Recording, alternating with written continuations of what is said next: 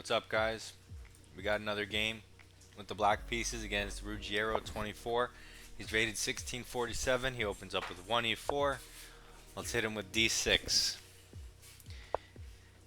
He takes full control of the center with both pawns. We're going to develop a minor piece towards the center and attack his pawn. He develops a minor piece towards the center and defends the pawn. I'm going to play e5, going into a Philidor. He does not take and go for the queen trade, which they often do. Instead, he pushes to d5, and this attempts to gain more space. I think I had a speedrun video where I played for f5, but this time I want to show a different idea. But okay, first I want to go bishop e7, develop my bishop to its only available square, and castle my king. He brings out his knight. What does this threaten? Nothing, it's just a developing move. And now I castled. He develops his bishop. What does this threaten? Nothing, it's just a developing move. The drawback, what is the drawback? The drawback of, let me go back a move. The drawback of his knight coming out is that it blocks the f pawn, so there's no f4, or if he wants to push f4, it'll take longer to prepare. The drawback of his bishop e3 move is that he didn't play h3, so I can hunt the bishop if I want, and of course taking that bishop from a knight would be good for me. I had intended on playing c6 here now that I'm castled, but because he put his bishop here, I do want to take a turn and just attempt to hunt it. One of the benefits of attempting to hunt it is it moves the knight out of the way with tempo, a sort of tempo, which means that now, in addition to the c6 I wanted to do before, it actually vacates the square, so I could play for f5 because it's already, prepared. So because it's happening so fast, I can get f5 in so early, so quickly. It looks really good for me. So maybe I won't go c6, which is another thematic idea to break down his pawn chain from the front instead of the back, commonly known as the tip, which is the front, or the base, which is the back. So he doesn't want the trade. He moves his bishop away. What does this threaten? Nothing. He's just avoiding the trade. That's fine. So now he hasn't played h3. He'll probably play it next, but I can get an f5 first, and if he plays h3 there, even in, at the very least, you can bring it back behind the pawn. So I'm going to go with that strategy since he allowed us. My move, although it looks like it weakens the diagonal, there's a d pawn here, so you can't use that diagonal. So he kicks my knight as suspected. What does it threaten? My knight. What's the drawback? Well, I'm attacking on the king's side, and he's making pawn moves on the king's side.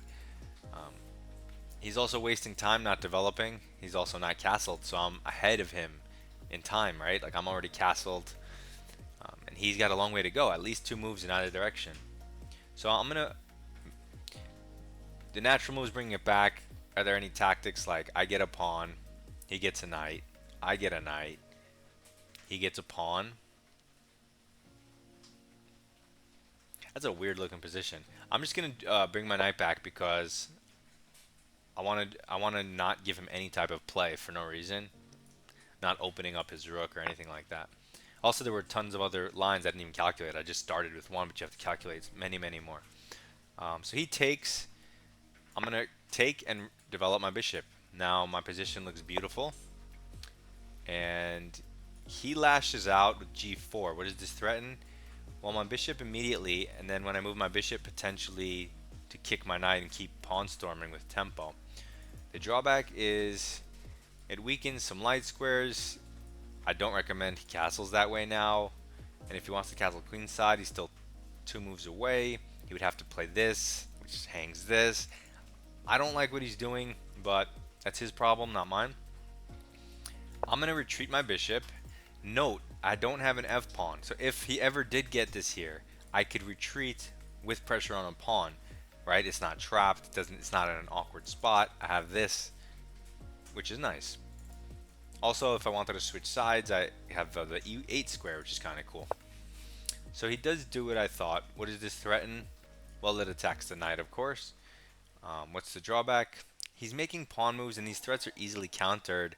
Not sure what he's going on about, but anyway, um, we could jump it forward. He'll likely trade, and we'll trade. This pawn will be hanging in that position, and it might be hard for him to defend because after we can always take the knight and scoop this pawn. We could win a pawn in those lines. We also could not trade and just keep like a better position. That's reasonable. But if he does take, and we take,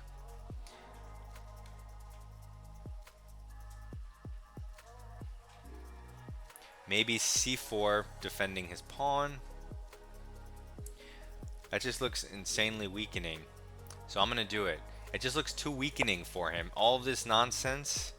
Look how extended his pawns are. And his king is not castled. So my rook has an open f file. There's double pressure on this pawn. So he takes because he kind of had to, right? Because otherwise I would take his dark square bishop at least, or this pawn.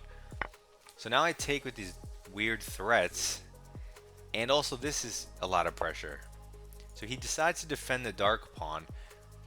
What does this threaten? A pawn storm. It's defending. What's the drawback? He's still making pawn moves. That's like 5 pawn moves or something. And what he didn't realize is that after I take this knight, this isn't the only threat. His knight's hanging because my rook is open, and in people's brains they have a pawn here, so they don't think the rook has access. To be honest, when I was looking at the lines, when I was considering jumping my knight in here, it occurred to me only very late after I started looking that the rook is open, because it's normally there's a pawn here, so your brain doesn't process it the same. But anyway, I'm just gonna take this, and he'll resign. He won't resign. He saves the queen. I'm obviously gonna take the rook. He moves the bishop.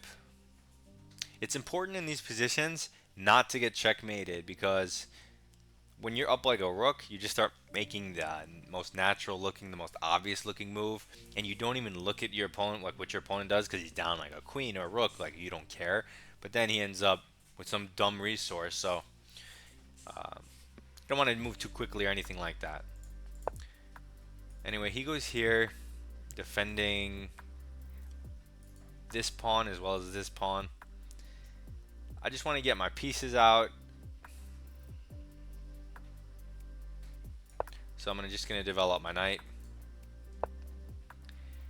He moves his queen. What does this threaten? To castle, as well as it eyes my king. However, does walk into the move that I had intended on playing with tempo.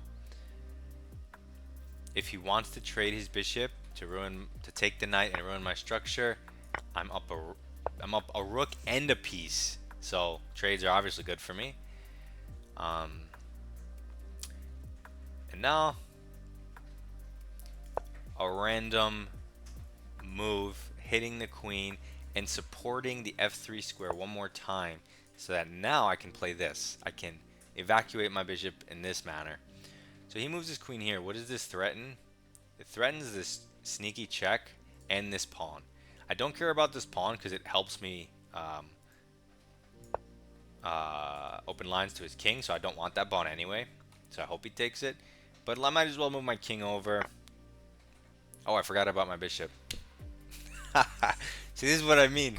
You're up so much you just stop caring, and luckily I'm still up a rook. Okay, so we give him the bishop, calculated, and now it's my turn. I don't want to blunder some stuff, but let's just take a pawn, get some activity. I forgot all about my bishop. That's so funny. So he moves his queen. What does this threaten? The rook. What's the drawback? I mean, I just defend the rook and develop, and then I'm gonna go here.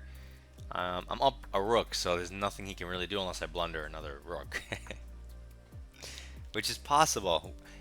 It's funny, if you try talking like coherent things, but also try to think about something else at the same time, your brain doesn't like want to do both. It's like one or the other.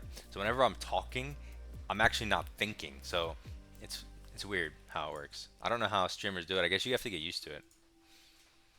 Uh, so he takes this pawn, but who cares? And doesn't threaten anything, which is most important. So I'm gonna bring my last piece in this crazy X-ray alignment, and I have this check. He goes here, but I still have the check, which is a discovery on the queen. So whether I take the pawn or not, I really just want the check. Wow, this is kind of funny, because if I take the queen and he goes check and I go here, imagine if he had like some type of mate. Then I would have called him a cheater, but because he doesn't actually have anything, he's legit. You see how that works? So now I'm up 10 points of material. And this is his last piece. What's the threat? Nothing. What's the drawback? Passive piece. We're going to pin it. And that's GG. Check. We'll force his king over. Okay, so he sacks a rook. If he didn't have other stuff, he could be like, oh, stalemate, but he could always move his king. There's no stalemate. I don't know. My point is there's no stalemate. Anyway, I want to go back to the turn where I forgot all about my bishop. Yeah, so this is where I completely stopped thinking and just did this. So let's not do that. And let's just go here. No, my bishop's still hanging. Why am I keep forgetting about my bishop even after I went back to this position for hanging the bishop? I must not... Like, it's in the corner. I guess that's not a thing. Wait, is my bishop... It's not trapped, but... And this allows... No, this is fine. It's my next move that sucks. Oh, yeah. I just moved my king. Although, wait, if you try to save your bishop here, and he gives you this check, then you lose this bishop. So yeah, no, you can't play e4. You have to just bring your bishop here. Let's see if the engine agrees. Hold on, I probably have more resources. I'm up 8 points of material. I can definitely sack this for 2, give this check. That's an option. I could bring my bishop here. That's an option. If I take this and he takes this, I don't have any cool moves there. This. Yeah, I don't have any cool moves. So just the moves I mentioned. Let's see what the engine thinks. Yeah, the best move is this. Okay. And they even say you can sack like I thought. Wait, they're saying you can push e4, but after queen b3, they're saying every single move is winning. Everything. -6 no matter what you do. They're saying you can blunder the bishop like I did strategically. King h8, -6.2, third best move. See, not a blunder. Not a blunder. It's basically the best move. Giving up my bishop's the best move. I'm a genius. Okay, so what I did is playable, and they say they don't care. They say the best move's rook takes f2, but it's the same evaluation as king h8. Because your position is 1. They don't even care. That's amazing. That's amazing. That your eval doesn't drop from hanging bishops. Alright, guys. I'm a genius. You heard it here first. Alright. Nice short Philidor game. I really like... Oh, my cam is lopsided. Why didn't you guys tell me? Jesus. I forgot what I was just saying. Another nice Philidor game. Hope you learned something. I really like these structures with the f5 pawn pushes. Right up my alley. I'm really liking this so far. We keep climbing. Submit your rapid games for analysis.